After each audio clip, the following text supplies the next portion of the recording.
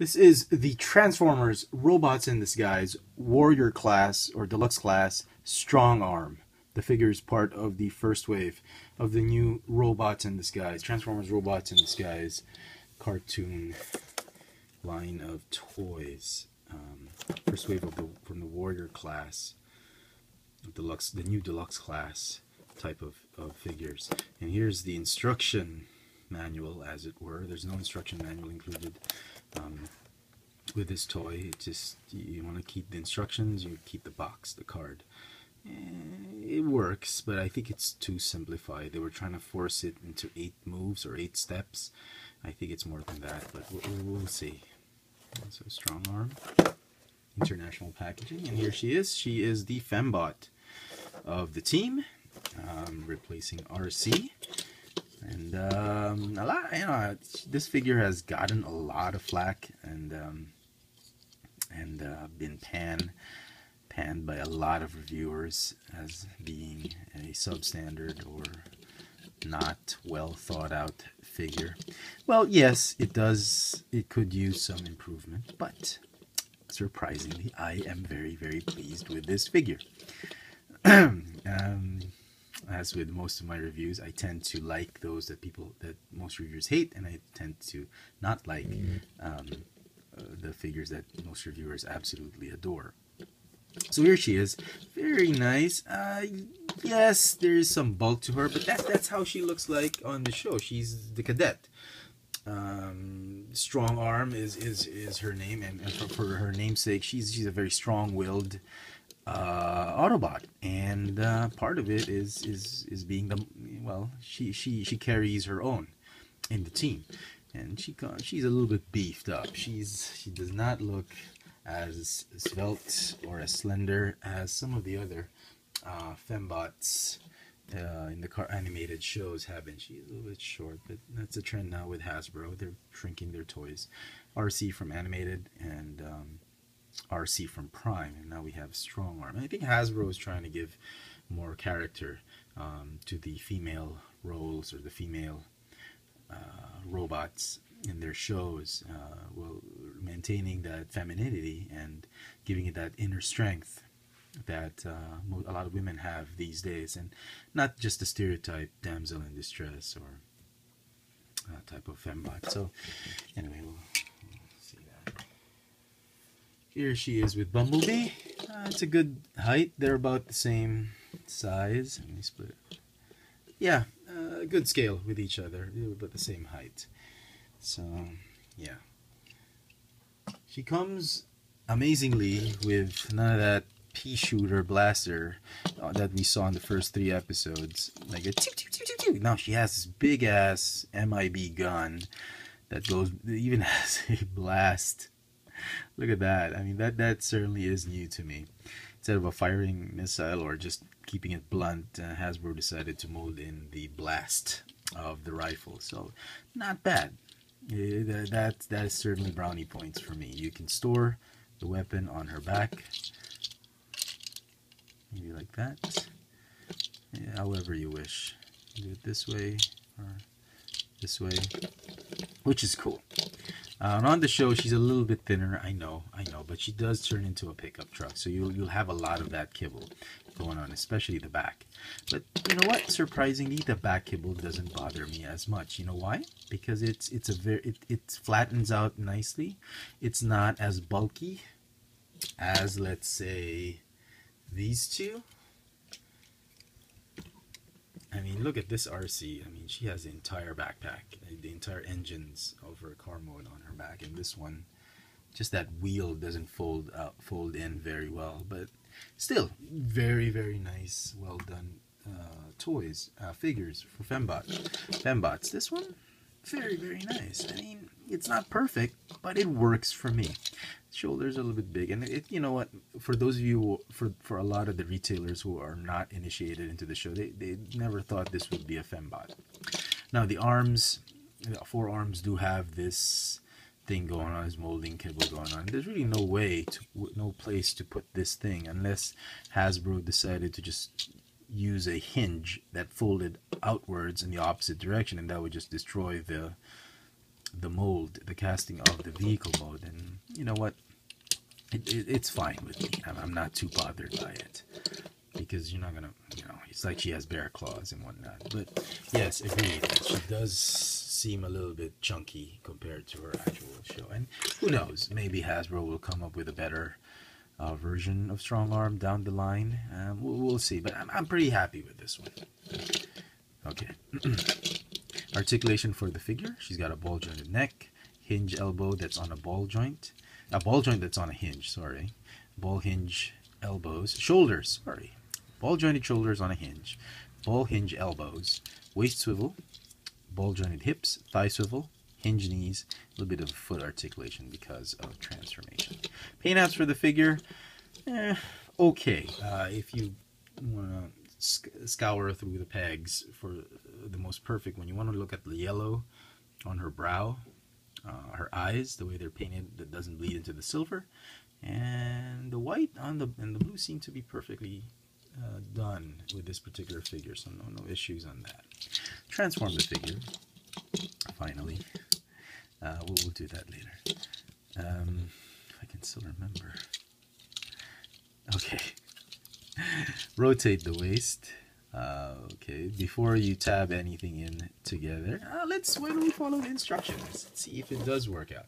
Yeah, rotate the waist. Okay, make sure that the ball joints and the swivel joints are properly aligned before you tab anything in, like that. Again, these are sort of friction joints. I'm not a big fan of, but anyway.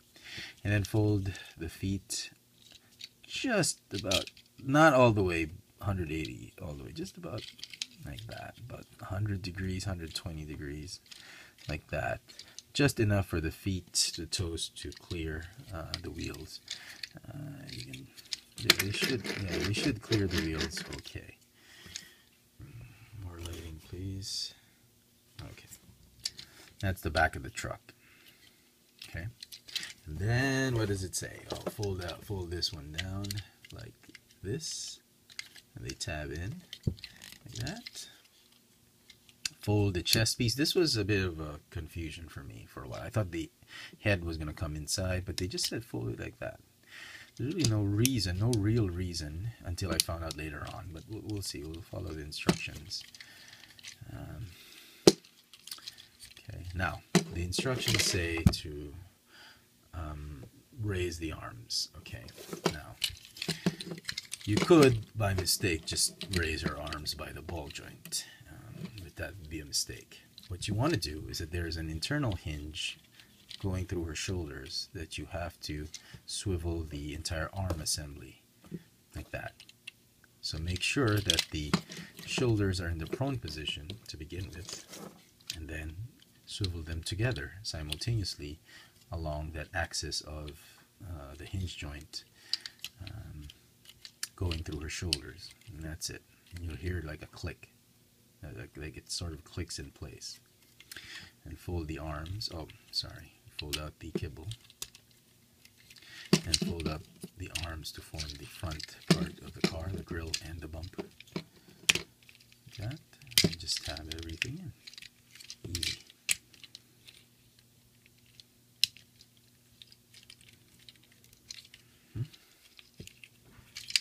It's a little bit tight in the beginning, but you'll get used to it. And then just fold the door panels off to the side.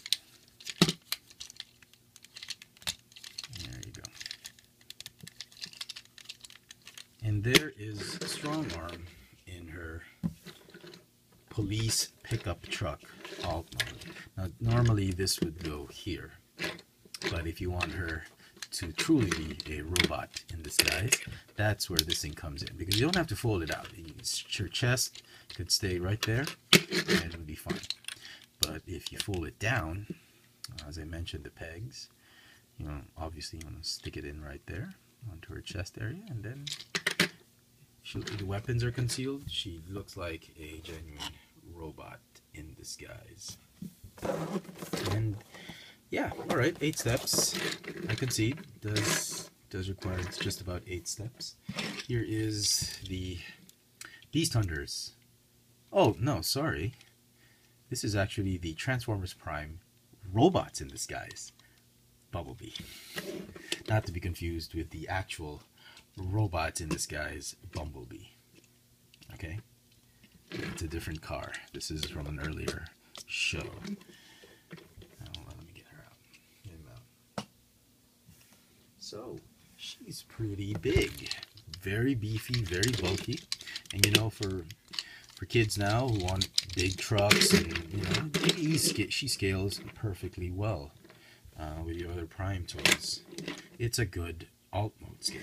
I'm not complaining that much. So all in all, you know what?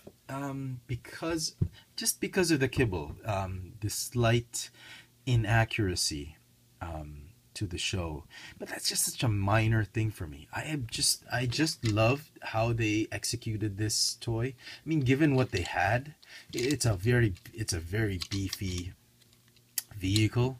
Sorry, just notice the paint apps are a little bit different because this is a white plastic painted on blue, and this is really a blue plastic. Nice paint apps in front, great Autobot symbol, Autobot logo in front. Light bar looks really good all around. You know, I'm very impressed with this figure. I mean, don't judge the figure by the internet photos you've seen, or by, you know, if one reviewer or two reviewers say it sucks, you know, why don't you judge it for yourself? You know, you can always wait for it to go on a clearance or a bit of a discount. I mean, most malls now offer like a buy two get one off, get 50, or buy one get the other 50% off. You can always do that. You can always look for a deal that will allow you to purchase this figure below retail price, and that might be a nice way to get you into, so if you don't actually like this figure, you won't feel so bad for purchasing it on full-on retail. But you know what? Well, I got this one at 20% off, but I'm still very pleased with it. Very pleased with it. Amazingly. And it looks like I'm liking this figure a lot more than the Grimlock figure.